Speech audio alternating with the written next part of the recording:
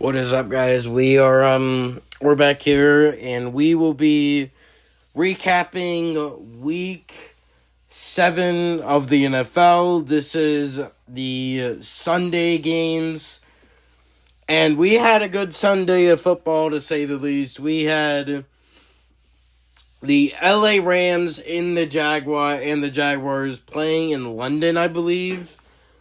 And this was total domination by the Rams. Nothing else to really say. The Rams just dominated this game. Matthew Stafford had an amazing game, throwing for 5 touchdowns. A great game for Matthew Stafford. Great game for the Rams, and a great win for the Rams as they go to 5-2 on the season. Rams, a playoff team in my mind, really good team, and I was really shocked to see a Jaguars team that I still think is a playoff team get absolutely dominated by the Rams, and just pure domination from the Rams as they win this game 35-7. A great game for Stafford and a great game for Davante Adams. Leads the Rams to a 35-7 win. Next, we had the 4-2 Philadelphia Eagles traveling to Minnesota to take on the Minnesota Vikings. A really good win for the Eagles in this one. They controlled the whole game and really were in the lead the whole game. And it left the Vikings in a situation where they had to try to claw back into the game. I feel like the Vikings got back into this game, but the Eagles drove down the field, got the crucial third down, and kneeled it out for a 28-22 victory over the Vikings. Carson Wentz played terrible this game. This was really a story of how good Wentz played and how good Hurts played. Jalen Hurts, a spectacular game. He proved me wrong on him not being able to throw the deep balls, him holding onto the ball too long. I got to give major credit to Jalen Hurts. He heard the, adversity around him. He heard that he wasn't great, and he went out there and proved that he could be great. 3 touchdowns and over 320 yards to lead the Eagles to a 28-22 win. Really impressed with Jalen Hurts. The Eagles' passing game finally getting going. And this Eagles offense really for the first game started to click, and that's what led the Eagles to a 28-22 win over the Vikings, and nothing else really much to say about this game, just a great win for the Eagles, and as you guys know, I am an Eagles fan, so go Birds. Next, we had the Las Vegas Raiders, 2-4 Raiders, going to Kansas City to take on the 3-3 Kansas City Chiefs. And the Chiefs, one of the best teams in the NFL, in my opinion. They proved it in this game. Dominating the Raiders 31-0. Just a dominant win for Kansas City. Really, in all factors, they dominated the line of scrimmage. They just dominated in all factors and all phases of this game. Kansas City is just a way better team than the Raiders, and it's been proven. Just a dominant win for the Chiefs, and Rashee Rice returning from that suspension with 2 touchdowns. Mahomes continues playing at an MVP level, and the Chiefs dominate 31-0. Next, we had the 1-5 Miami Dolphins traveling over to Cleveland to take on the 1-5 Cleveland Browns. And this seemed like a game that the Dolphins could win. This seemed like a game where the Dolphins could turn it around and really get clicking again. I mean, they made it a competitive game with a really good Chargers team. And, the Dolphins, let's say, continue to be the laughingstock of the entire NFL. That's basically the recap. This was fuckery by Tua. This was absolute shit play by Tua. I don't cuss on here a lot, but when I do, I really mean it. Tua played like ass. He could not do anything. He threw for 4, I believe it was like 4 interceptions. That set up 3 rushing touchdowns for Judkins. Quashon Judkins, I'm not just saying that because he came out of Ohio State and he, did good at Ohio State. Quashon Judkins is one of the top running backs in the NFL. I will say this. He is one of the top running backs in the league and probably the best rookie in the league right now. He is just really good. He's been playing really well. I believe Henderson will be able to do that. Once the Patriots actually give him a chance, but that's a conversation for another day. Cleveland dominated Miami. This wasn't even close. It was 17-6 at halftime, and then Cleveland just dominated the second half like they did the first half. And really, just the story of this game was Tua's playing like shit. Tua's ass. Tua is ass. Tua, probably a bottom 5 quarterback in the league, if I had to say. If the Miami is going to get any better, they need Tua to play better. And obviously they didn't get that Sunday, and Cleveland dominates 31-6. Next, we had the New England Patriots, the 3-2, I do believe they were at this point. The Patriots taking on a really bad Titans team. And as expected, the Patriots dominated this game. New England is one of the best teams in the league. They have really turned it around over the past couple of years with Drake May. New England, 2 years ago, was considered one of the worst teams in the league. And now they have turned it around, and now they're a top 5 team in the league. Just really, really good. Patriots team. Drake May continues to look like Tom Brady's long-lost son, the way he is playing out there. He has just been playing fantastic. This whole Patriots team has been in sync, and really that win against the Bills was not a fluke. That win against the Bills proved the Patriots were one of the best teams in the league. Patriots, really good win, dominate the Titans 31-13. Next, we had the 3-3 Panthers going on the road, taking on the 0-6 winless Jets. This game was just bad football. This was the perfect example of just bad football. Neither team could really get it going offensively, as you can see to the final score of 13-6. This was just a really bad game. I expected the Panthers to come out and dominate this game, and they really didn't. This was a close game for some reason. I don't know why the Panthers and the Jets, this was a close game. I don't know why. But really the key concern for the Panthers now is Bryce Young. Left with an injured ankle. He is expected to miss this week. Reported by the NFL's official page, Instagram page. He is expected to be out this week. I do believe he'll return next week, but that is a concern for the Panthers moving forward. But Carolina, one of the big stories in the NFL. Now Carolina's at 4-3. I don't know what to think of Carolina. They're a 4-3 team, but they don't look like it. Dallas, you could say Dallas is their best win of the season. But I don't really know. A lot of concerns for this Panthers team coming out of this game. Jets, obviously, they suck. Jets are probably the worst team in the league. Justin Fields today, as I'm recording this, got ripped by the Jets owner. Jets owner is probably one of the worst in the league, so it doesn't surprise me to make those comments about a QB he fucking signed. But anyways, I love Justin Fields. He did a lot for Ohio State when he played for my favorite college team, obviously. But he's just not really an NFL caliber quarterback when you put him behind a Jets O-line that is just as bad as they are. But anyways, just second straight bad game for Fields.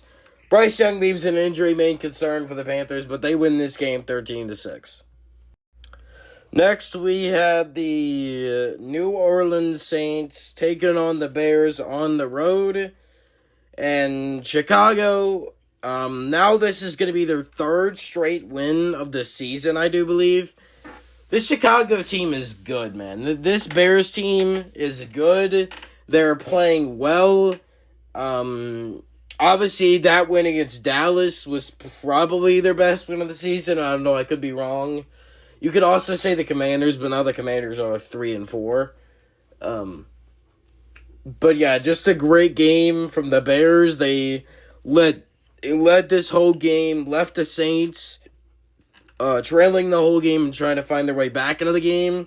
Never really happened for New Orleans, and the Bears just dominated this game, and they win the game 26-14.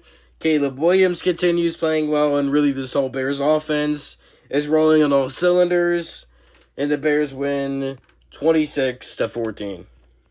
Next up, we had the Indianapolis Colts going on the road to LA, taking on the Chargers. Chargers, a really good win for the Chargers, or not for the Chargers, the Colts. Colts dominated this game. They took control early and did not let up. At one point, the Colts were up like 31-10. Did not expect pure dominance from the Colts at all. I thought this would be a competitive game. Both teams looked really good heading into this game, but I feel like the main takeaway is the Colts are now like 6-1 on the year. The Colts have had a really good start to the season, and the Colts are really looking like they're the best team in the league.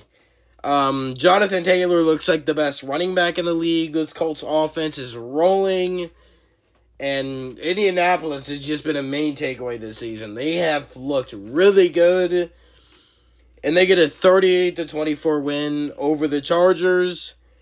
Dominant win for the Colts. Really good win. Probably the Colts' best win of the season as they win 38-24.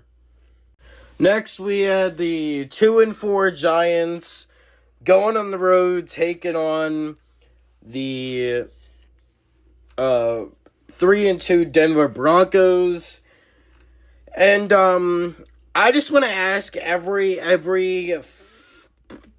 member of the New York Giants coaching staff, what was your mindset heading into the fourth quarter?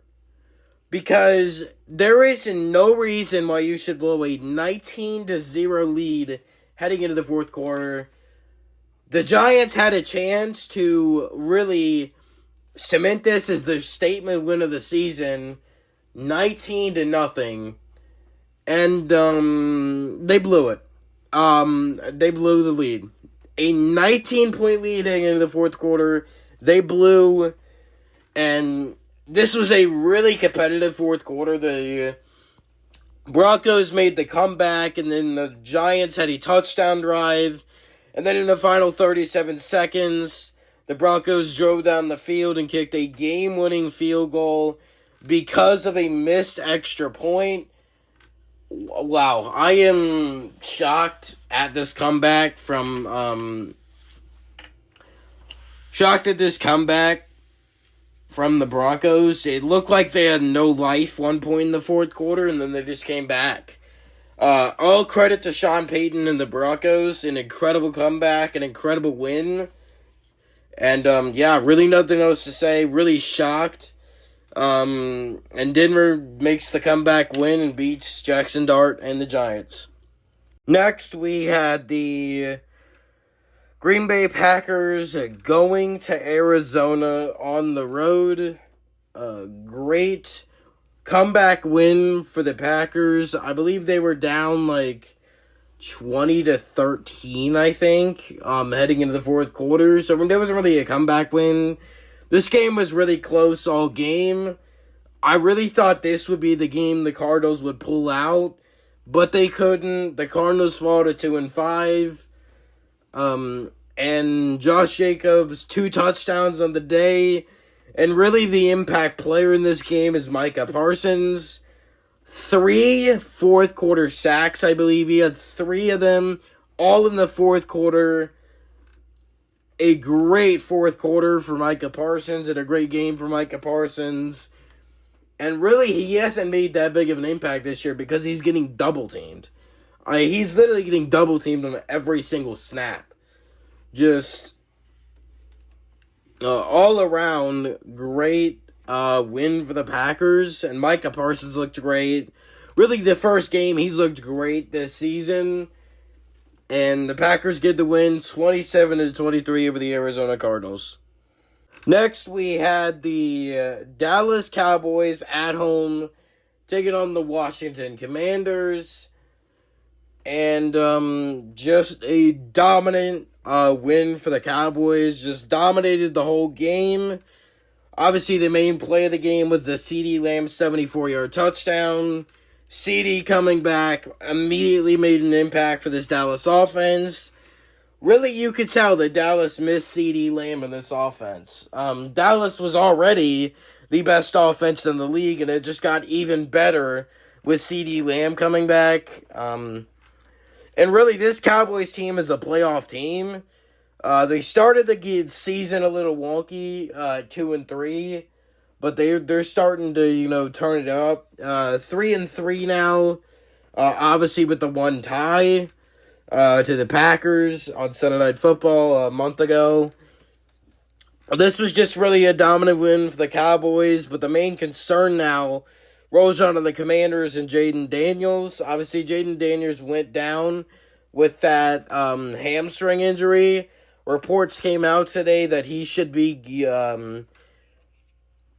it's not a major injury, it's just a minor injury, but obviously hamstring injuries can be nagging.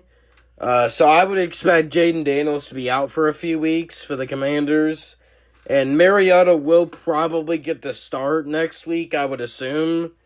The Commanders just do not look good at all. This is a bad loss for Washington. And the Commanders are 3-4, and the Commanders made the NFC title game last season, and now they're 3-4. Really a surprisingly bad start for the Commanders through 7 games. And the Commanders just really sloppy in a really sloppy start as the Cowboys dominate the Commanders 44-22. Next, we had the Sunday Night Football primetime game between the Atlanta Falcons visiting San Francisco, taking on the 49ers. Really a great win for the Niners over a good Falcons team. Atlanta just couldn't get anything going offensively. Just nothing got going for them offensively. Really bad offensively for the Falcons. The Niners didn't play that well on offense. This was kind of like a defensive, sluggish game. Like a dogfight type game. The late touchdown from McCaffrey seals the game for the Niners as they win 20-10. McCaffrey, obviously a great game, 200 yards. McCaffrey, if the Niners are going to make a deep run into the postseason, they're going to need McCaffrey to perform well. And he did against a good Falcons defense. Atlanta, I still say the best defense in the league so far through 7 games. But San Francisco, able to put up 20, and just a really bad performance offensively. The Falcons leads to a 20-10 Niners win over Atlanta. And that'll do it for the Sunday games recap. As you can see, that is all the Sunday scores. We just did the recap for every single game. A lot of blowouts, to be honest here. I mean, not really blowouts, but a lot of double-digit losses for teams. I would expect Week 8 to be a bit better. That is the recap for Sunday's games. Thursday Night Football recap will be coming out on Wednesday or Thursday, so to stay tuned for that. And, Thursday Night Football preview will be coming out then. Appreciate you guys for all the support. And, a good Sunday.